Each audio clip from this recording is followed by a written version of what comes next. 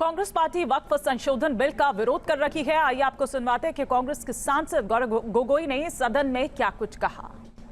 जो इन्होंने 2013 UPA government के संदर्भ में कहा, पूरा का पूरा मिसलीडिंग है, झूठ है। और हम डिमांड करते हैं कि वो ऑथेंटिकेट करें, हम डिमांड करते हैं ऑथेंटिकेट करें। इसीलिए बार बार इन्होंने आरोप लगाए, बार बार इन्होंने भ्रम फैलाया। आप इसीलिए हम भी अपनी बात रखेंगे, कृपया आप भी सुनने का धैर्य रखिए। ये बिल आज इस संविधान के इस जो मूल जो ढांचा है उस पर आक्रमण है, और इनकी जो पूरा जो भाषण था वो हमारे संविधान के इस मौलिक अधिकार पर, हमारे संघीय ढांचे पर एक आक्रमण था। एजेंडा भी आज इस सरकार का इस बिल के द्वारा 4 इनके मूल उद्देश्य। पहला मूल उद्देश्य है कि संविधान को कमजोर करना, टू डाइल्यूट द कॉन्स्टिट्यूशन। इनका दूसरा उद्देश्य है भ्रम फैलाना, to defame the minority communities of India.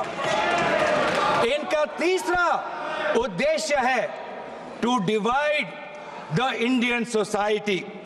हमेशा एक हमारे बीच में एक लिटिगेशन चलता रहे, मसला और बढ़ता जाए, ये उनका उद्देश्य है।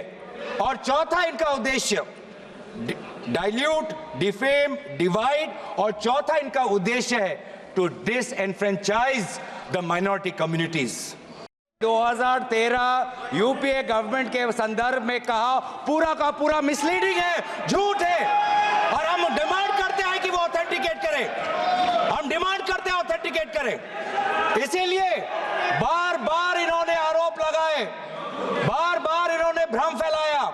आप इसीलिए हम भी अपनी बात रखेंगे, कृपया आप भी सुनने का धैर्य रखिए। ये बिल आज इस संविधान के इस जो मूल जो ढांचा है उस पर आक्रमण है, और इनकी जो पूरा जो भाषण था वो हमारे संविधान के इस मौलिक अधिकार पर, हमारे संघीय ढांचे पर एक आक्रमण था। एजेंडा भी आज इस सरकार का इस बिल के द्वारा 4 इनके मूल उद्देश्य।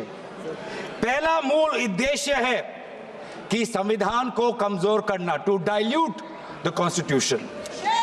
इनका दूसरा उद्देश्य है भ्रम फैलाना, to defame the minority communities of India. इनका तीसरा उद्देश्य है to divide the Indian society. हमेशा एक हमारे बीच में एक लिटिगेशन चलता रहे, मसला और बढ़ता जाए, ये उनका उद्देश्य है। और चौथा इनका उद्देश्य डाइल्यूट, डिफेम, डिवाइड, और चौथा इनका उद्देश्य है to disenfranchise the minority communities.